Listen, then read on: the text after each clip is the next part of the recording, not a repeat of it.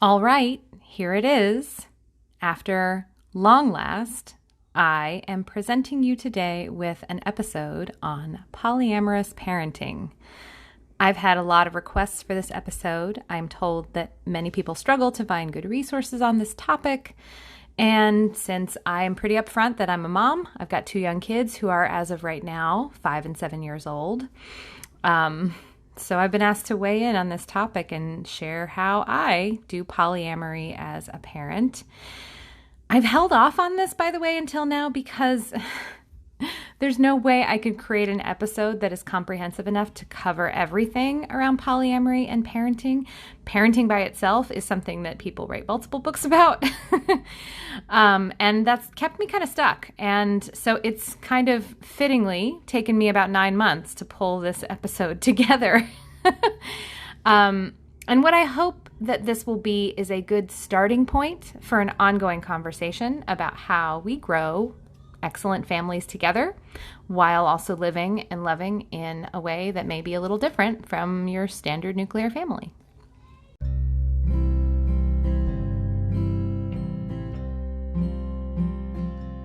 Welcome to Making Polyamory Work. Hi, I'm Libby Sinback, and I want to thank you for being with me today.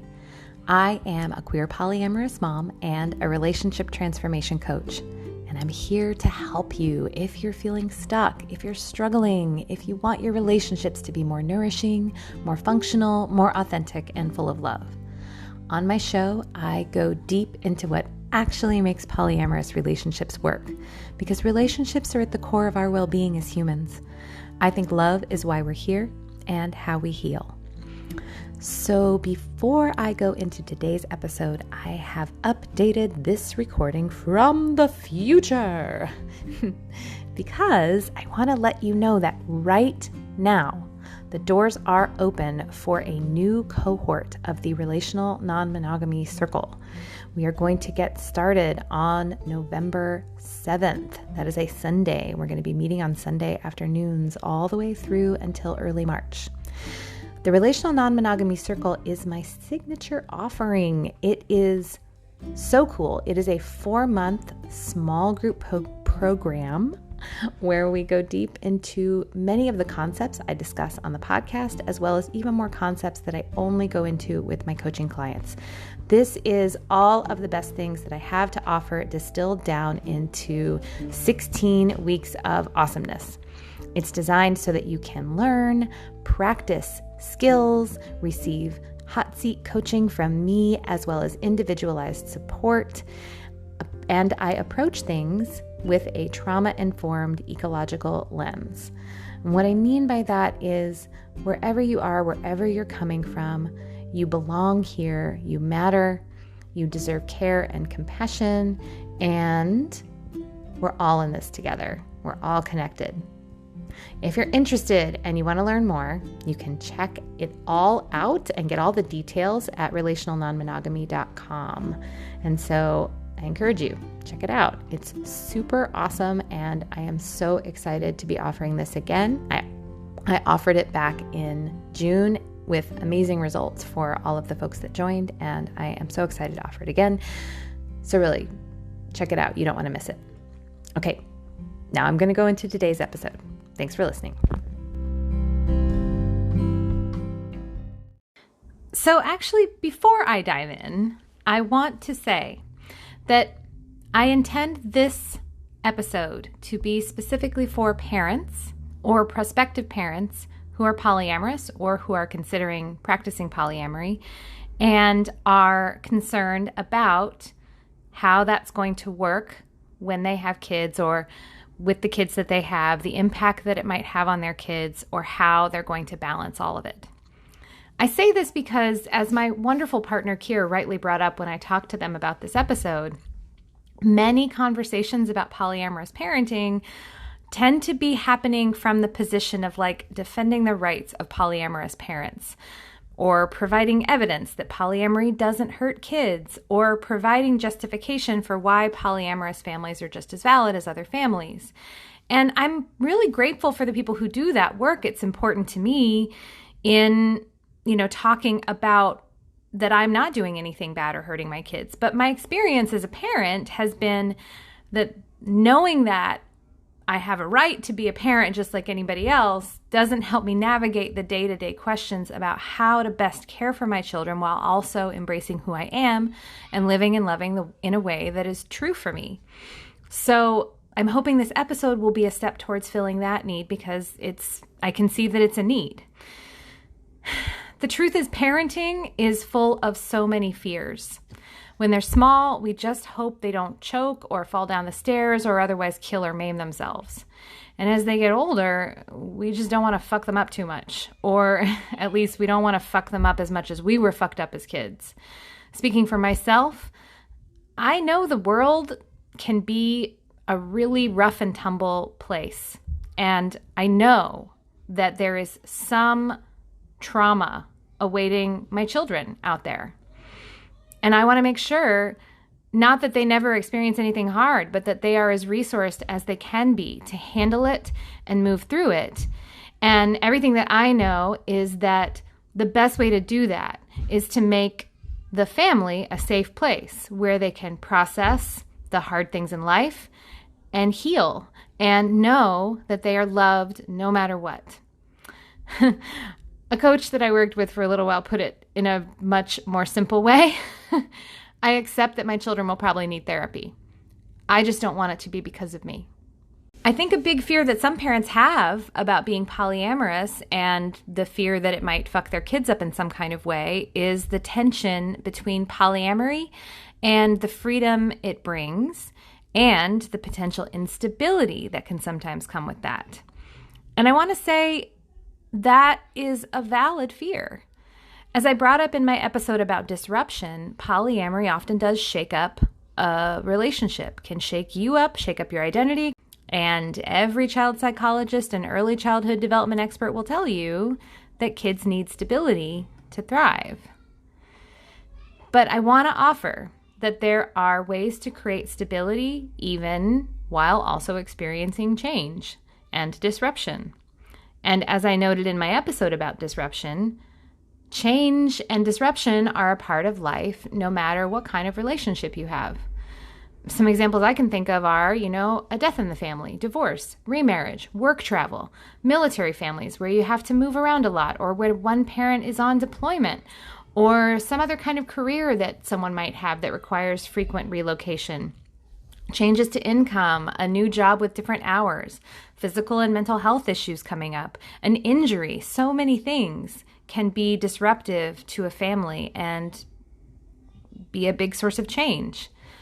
Frankly, having kids is its own disruption. I mean, it turned me inside out and turned my world upside down. It can radically change the relationship between the people who produce the offspring. But change and disruption don't have to mean that children are traumatized as a result of it. And in fact, many families have stories of challenges that they've faced together and overcome, and they're better for it. They've grown together. And so it can be a generative thing instead of a traumatizing thing. And while I feel like we may have downloaded the idea that monogamy, like 2 parents in a household, is the most stable environment for children and that it's better than polyamory, I feel like divorce rates and other factors such as domestic violence, rates of abuse and neglect don't necessarily bear that story out. I really don't think that any relationship structure is inherently more stable than any other for raising a family. There are ways that polyamory can be destabilizing, though, and I think it's important not to gloss that over.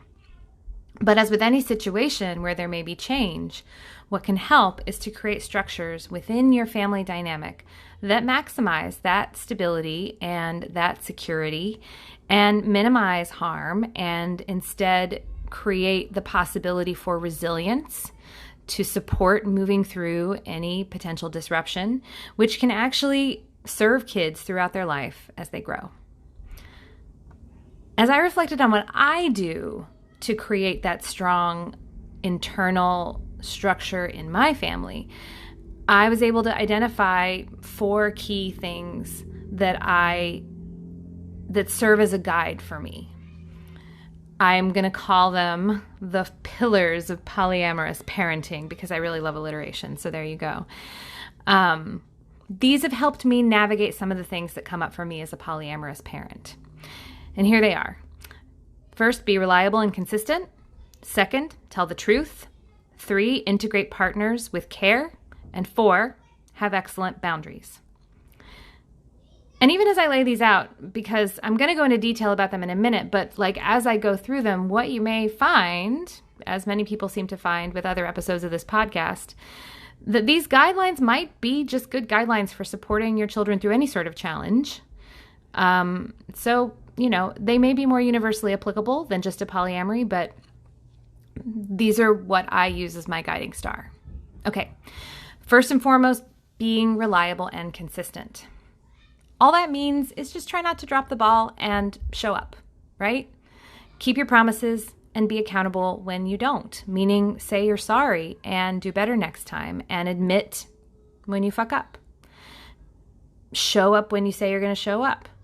Give notice when something is going to change, whether it's a new person visiting the house more or mommy being gone 1 or 2 nights a week when normally she would be home in the morning. And, figure out also and commit within yourself to how much time you need to be around for your kids and keep that pretty consistent. I'm going to say it again. So much of parenting is just showing up day in, day out, and being really present, not being checked out, whether it's on your phone or, texting your partners or just, not being present.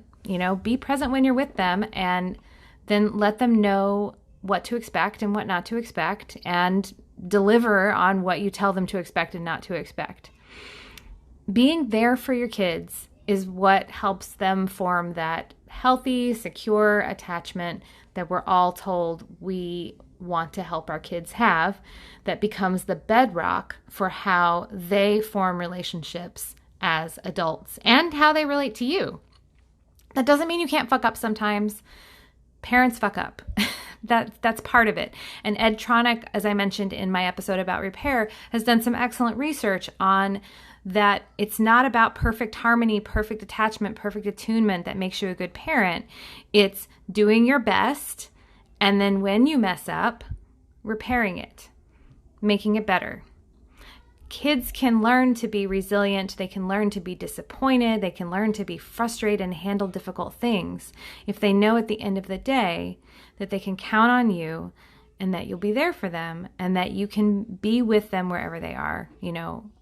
That's the most important thing. The key thing about polyamory in regards to it is that polyamory can pull you off your center. And so if you are going to do that, you need to be clear on where you're going to show up and where you're not going to let your center get pulled away. And you want to be consistent even in the face of, oh my God, I'm in love with somebody new, but I got to pay attention to my kid right now. So I'm going to do that. Because you don't want some new partner and a bunch of NRE to cause you to fail your kid. Okay. Second pillar. Tell the truth. Tell the truth. Tell the truth. There are so many reasons for this, but the biggest one is that kids feel safe if they know they can trust their grown-ups. And kids are very, very perceptive, more perceptive than I would like them to be, more than any adult would probably like them to be. So if you are telling your children things that come into conflict with what they see and perceive with their own senses, then what you're going to do is you're going to do one of two things. You're either going to teach them to not trust you, or worse, you may teach them to not trust themselves. And that second thing, I think, is even more dangerous. To teach them to not trust what they see with their own senses, that can put them in danger in the future if they don't learn how to trust what they see and what they hear. It's so much better if you're able to validate what they see and what they hear. And telling the truth doesn't mean just don't tell lies, okay? if you're extra affectionate with one of your partners in front of your kids, or if your kids notice that one parent is spending regular nights away from home every week, or they hear you and your co-parent arguing about a particular person over and over again, they're going to notice that. And they're immature. They don't have context for what they're seeing and what they're hearing. So their brain is going to make up a story about what's happening there, because that's what our brains are designed to do. And again, since they are immature and they don't have enough context for what's going on, and they may never have even heard of polyamory, the story that they're going to make up may be a whole lot worse than what's actually going on. And that might be scary for them, and it might make them feel more unstable and anxious than knowing the truth would. The best thing you can do for that is to acknowledge what they're seeing, especially if they call it out, and tell the truth about it. And make space for them to ask questions and assure them regularly with honesty what will and won't change as a result of what they're noticing. But also, telling the truth to your kids doesn't mean that you need to or even should tell them everything. What you tell your kids should be age appropriate and relevant to them. So for instance, my kids are 5 and 7, and they haven't been all that exposed to a lot of media about romantic relationships. For them, really, you're either a friend or you're family, and that's about it. Or you're neither of those. You're someone we don't even know. So I think it's perfectly fine in that context, if that's what your kids know, to describe your partner as a friend. That's not a lie. That's something that they can understand. And they understand that friends sometimes sleep over or have sleepovers at their house. They understand that friends hug and spend quality time together and tell each other that they love each other. As they get older, they might need to understand more about what all that means. And as relationship with partners maybe deepen into something that feels more like family, then that warrants a conversation about that. So you don't need to rush to explain everything to your kids. You probably won't even be able to hold their attention if you try anyway. So instead, what you want to do is, check on things with them. Like, ask them what they're picking up, kind of test and see what they believe, make room to hear from them. And again, that's showing up and being with them and giving them a chance to have a conversation instead of like always just doing stuff and not ever sitting and having a quiet moment. And then, as needed, if they seem to have a wrong idea about something, you can explain or clarify. Again, ask questions, put feelers out. And if the kids don't really bite, if they seem really oblivious and they're not interested, don't push it, A great book that I really recommend for some concrete tips on how to do this is a book called How to Listen to Kids So They'll Talk and How to Talk to Kids So They'll Listen. It's a really good book, and I will link that in the show notes. Another important part about telling the truth, and this is kind of a sticky one, is that it's also good to not make your kids tell lies to protect you or make them keep secrets for you. Now, applying this one may look a little different depending on the situation you're in or the context that you have. For instance, I know not everyone is safe to be out about their polyamory to like family or to their job. And so navigating not making your kids hold secrets while telling the truth to them may be a difficult needle to thread. But I encourage you to not take the easy route here. You may decide to hold off on integrating your partners with your kids until you're ready to be out or until they're mature enough to know who to tell what and why. But that can also have costs. For one, it can make your non-parent partner feel like an outsider and they're just kind of sitting and waiting at the gates until they're allowed to be more part of your life. And also hiding something big from your kids can be sort of a shock when the truth does come out. And again, that can sort of undermine trust, like if you've been hiding something from them all this time. We made the choice because we were able to be out to our kids from day one, literally day one when it comes to my younger kid. And we made the choice to be out to everyone else because, in my experience, little kids don't have a filter. So, we knew that the kids would probably tell everyone about our polyamory if we didn't. We came out to my husband's parents for that reason. So we also live in a progressive part of the United States, though, and we work in fields that are very accepting of who we are. And I know that's not true for everyone. I think one way to thread the needle of balancing, not wanting everyone to know about your polyamory and wanting your kids to be looped into that, is to teach your kids about what kinds of things you do share with certain people and what kinds of things you don't share with certain people, and what kinds of things are private and why those things are private. I plan to talk about this topic actually in greater detail in a subsequent episode, because I think coming out and the perils of coming out and talking about outness and all of that is really its own topic, could get a whole episode. Okay, so tell the truth is the second pillar. So the third pillar is be thoughtful and deliberate about how you integrate partners into your family structure. Again, this is about creating that stability where you can. If you're wanting to add a partner to your family life, including them in family rituals or holidays, moving in with you, going on family vacations, etc., that is going to invite your kids, it's going to signal to your kids that they should form a deeper attachment to those people than they would someone you just introduced as a friend. Now, while I don't think it's any kind of big deal to have partners come and go when they're on that friend level with your kids, because I think that's normal. Like, people do kind of, cycle through a kid's life. People like teachers and babysitters and even their own school friends and things like that. So, that's okay. And I don't think that's a huge disruption. But when things start to look more like family to your kid, then that can be a bigger deal. And it's important to have intentional conversations with your partners about when they start getting included in family type things. What does that mean? What kind of commitment is there? And also, how will you handle things if your relationship does need to de-escalate or break up? I'll also say, because a more familial relationship invites your kids to attach and bond with your partners, it's also important to be very deliberate about just not jumping the gun on those kinds of deepenings of intimacy. You may be able to tolerate people being part of your family and then not, and that can be not a big deal, but for a kid, that can be destabilizing. Your kids could come to rely on these other adults as caregivers, and they may become people that make up that child's support system and part of providing their sense of well-being. So, because of that, my suggestion is to really consider waiting until NRE has faded or maybe even is fully worn off before making moves that signal to your kids that this person is going to be a more fixed part of their lives.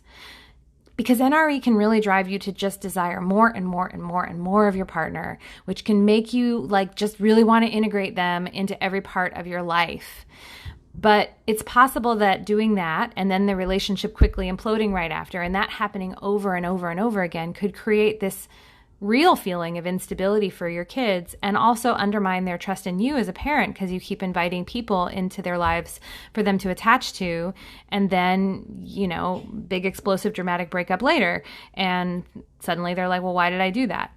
And that can be really painful. So I'm not saying that you can never end a relationship with a partner that you include as part of your family. That's not what I'm saying. No relationship has to be permanent, but I think you want to be careful about who you bring in and form that kind of level of commitment with. You want to be able to have that conversation about what happens when it's over. And know that person's going to be a good person for your kids, and that's going to, treat them with respect, and that you guys are going to be all invested together and not having a lot of destabilizing breakup stuff happening, if things do need to de-escalate. Also, understand that just like any other relationship, your kids' relationship with your partners or metamors will have its own life. And that is something you can neither limit nor force. Well, I guess you can limit it, but you can't force it. Your kids may form a close bond with your partners, and they may not. And they may actively not get along at all. They might not like each other. Just like you can't force metamors to be best friends, so too you can't force your kids to like who you do. You can, as I said, limit how much exposure your kids get to different adults, but there's a limit on how much you can limit it too, I think, because there's a point where that can be controlling, I think. So, one last thing about this. Breakups that happen with someone your kid has a deep bond with can have an impact on them, but it's also something they can survive. It's just important to support your kid through that experience. And that might be hard because you might be having a lot of big emotions about it too, but you need to be able to hold space for them, their grief, and the ways it might be hard for them. So be willing to talk them through it. Be willing to allow their feelings and take what they tell you about how they're feeling seriously. And be prepared that your kid might want to continue to have a relationship with your ex, even if you aren't together anymore. And it may be in your interest, it may be in everyone's interest to actually support that. As long as your ex isn't like potentially harmful to your kid or, harmful to you in some kind of way. Okay, fourth pillar, boundaries. Have excellent boundaries. The first part of this is it's really important to be mindful not to give things to your kids to deal with that aren't really theirs to hold. It's something that Terry Real calls false empowerment. You don't want to make them in charge of managing things that aren't theirs to manage. If you're having a hard time in any of your partnerships, especially the relationship you have with their other parent or parents, do everything you can to keep that from being something your kids have to manage. That doesn't mean you have to hide it, doesn't mean you can't have conflict in front of your kids, but make sure that you are managing that conflict, that you're showing that you're the adult in the room, be emotionally regulated, and if your kids are seeing that conflict, make sure they also see the repair. Again, you being able to have healthy conflict actually where your kids can see the whole process is going to help them learn how to have it too. But you want to make sure that you're not making them in any way responsible for it or feel responsible for it. Second thing, while I recognize that many polyamorous parents aren't necessarily partnered with their co-parents, if you are in a romantic relationship with your co-parent and things get rocky, it's not wrong to want to prioritize strengthening that. I know that some people are going to say, oh, that sounds really couple privilege-y, and it is tricky, but I do think having a solid relationship with your co-parent, whether you're in a romantic relationship or not, is pretty important. And if that is going off the rails, I would prioritize getting it back on the rails because, again, that's part of creating that stable structure for your kids. If you're having a lot of trouble, I'd get help. Also, I don't suggest breaking up with other partners or downshifting other relationships just to work on the existing relationship with your co-parent. But I do suggest investing resources where you can in shoring up that relationship so that it's secure and functioning and as stable as it can be. And if that's not possible, like if it's just off the rails and it's explosive and you're trying, but the other person isn't or whatever, then I would work to transition that relationship to something that does work better for both of you, whether that's shifting boundaries, maybe that's shifting to a platonic co-parenting relationship, maybe it's separation, maybe it's divorce, maybe it's just sleeping in separate beds. Like that can sometimes make things a lot easier. But even divorce is sometimes the right call. And divorce doesn't have to be traumatic for the family either. There are ways to transition a relationship of two parents peacefully while maintaining stability and communicating with your kids compassionately about what's happening while making space for their grief. There are ways that the whole thing can be a dramatic shit show, and it's a surefire way to traumatize your kids if you do that. But I want to point out that, again, divorce and high conflict divorce and all of that happens as much or more in monogamous marriages. And the flip side, though, is that I actually think parents who decide to transition their relationship in a loving, supportive way, that it can be a transformative growth experience for the whole family rather than this trauma. You just have to be committed to creating that emotional stability and put in the work to communicate with authenticity and kindness within your family.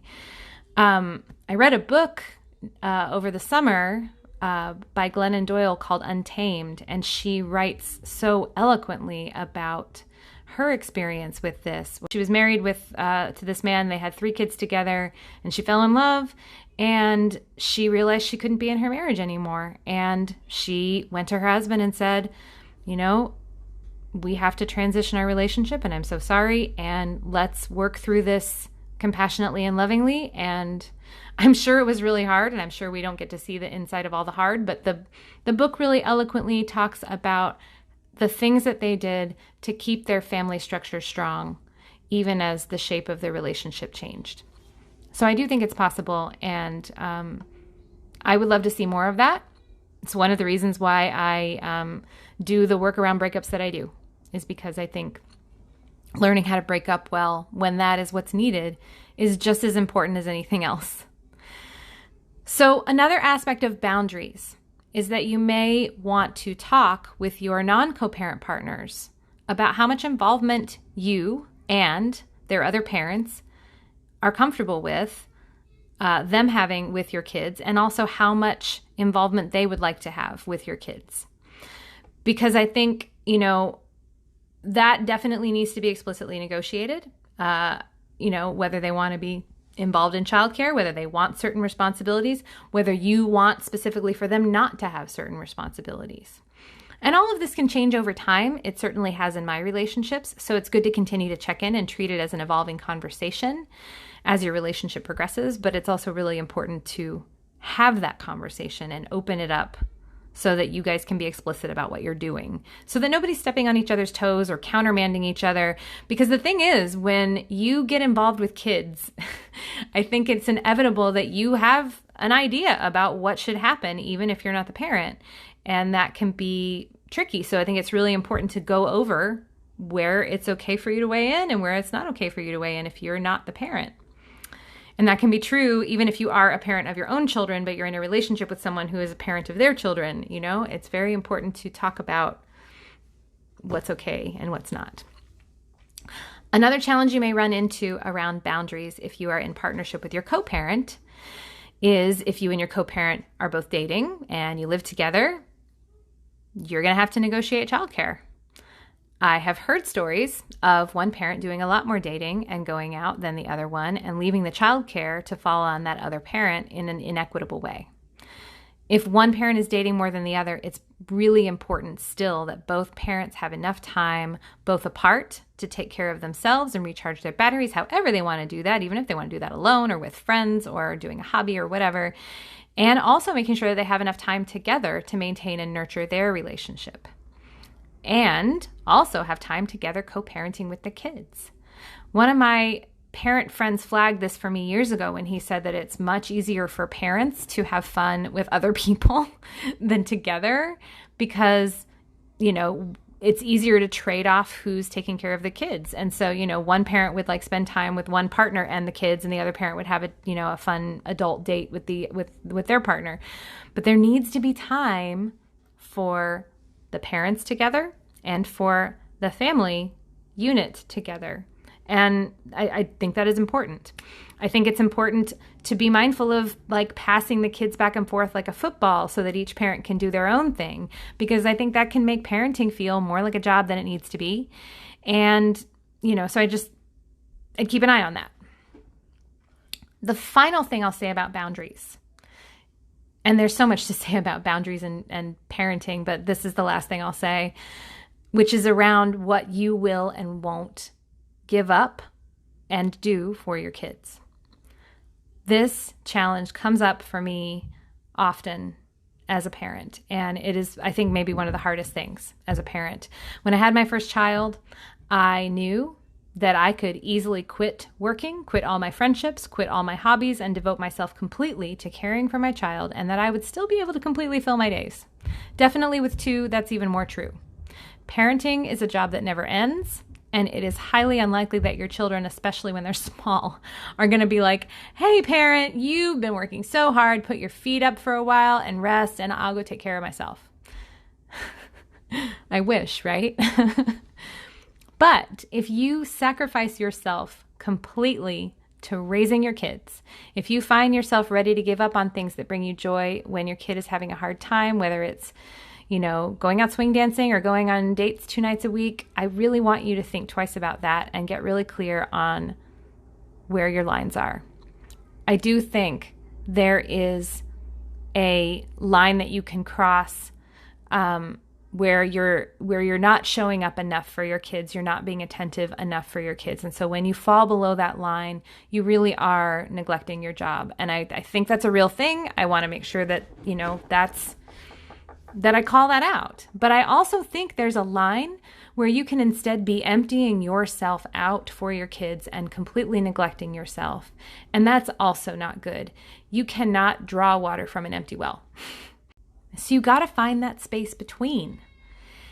And sometimes setting a boundary for you to take care of you will feel just torturous. I remember just a few months after I quit my day job to start coaching. And it's funny because I in part started coaching so that I could have more flexibility in my schedule so that I could be more around my kids. But anyway, one of my kids, who was very young at the time, just toddled up to me in my office after I was done with a call and said, "Mommy, when are you going to quit your coaching job?" And it just gutted me. I mean, it just completely gutted me. And I was like, at the same time, the other part of me was like, fuck you. I get to do something for myself. Come on.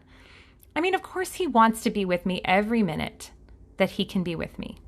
But if I gave him every minute that I had, I would have nothing for myself. And that just doesn't work. It's that old saying, you put your oxygen mask on first before helping others. So, I hugged him and I told him I wouldn't be quitting. And I told him that I miss him when I'm working, and I told him to go play. It's okay to miss your kids. It's okay for them to miss you. It's okay if they want more from you than you're giving them. You need to figure out where your minimum viable product is for parenting, and then exceed that sometimes, but then also allow yourself to have your own life and your own joys. That's very essential, I think. I hope what you're hearing in this episode as I talk about parenting polyamorously is that I think a lot about it and I take it really seriously. I'm really grateful for the writing and research from people like Elizabeth Sheff that shows that children raised in polyamorous families are, in fact, no worse off and are in some cases better off than children raised in monogamous families. But I don't want people to take away from that research that there are not ways that things can go horribly wrong, because I think there are. It's just also true that there are ways that things can go horribly wrong with raising kids, no matter what kind of relationship you have. A lot of it's you dealing with your shit and being a good person and showing up and having good boundaries. And the key is to manage whatever instability does come your way with consistent practices that help you be a good parent, that help your kids feel secure, that help them feel competent in navigating the twists and turns in life, and to be able to bounce back from setbacks. You want to be reliable and consistent. You want to build trust with them by telling the truth. You want to take great care about how and when you integrate partners into your family. And you want to work your boundaries. That will help your kids feel supported and safe. And even if you mess up sometimes, it's more likely that your kids will be just fine.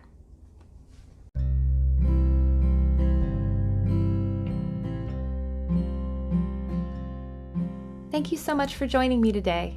If you have any thoughts about what I've said or a question for my show, I'd definitely love to hear from you. You can reach me on my website, libbysinback.com. You can email me at libby@libbysinback.com, or you can connect to me on Facebook or Instagram. I'll also say that if you're loving my podcasts, but maybe you're feeling like your relationship could use more help, this is the work I do with my coaching clients every day. If you're interested, you can set up a free introductory session with me to see if coaching might be a good fit for you. There's a link in the podcast description for you to sign up, or you can just go to talktolibby.com. Slots are limited though, and one thing I've heard from some folks is that they have a hard time finding a slot, and that's just because sometimes I'm very busy, and I just encourage you to keep checking back because those slots keep opening up over time on a rolling basis. If you think this podcast is awesome, please share it with your friends too. Share it with your network, share it with your Facebook groups, etc. And make sure to subscribe so you don't miss an episode. Also, if you listen on iTunes or Stitcher, it makes a big difference if you leave a review or a comment, because that helps more people find the show. The algorithms really like that. Again, thanks so much for being with me today, and I'll talk to you soon.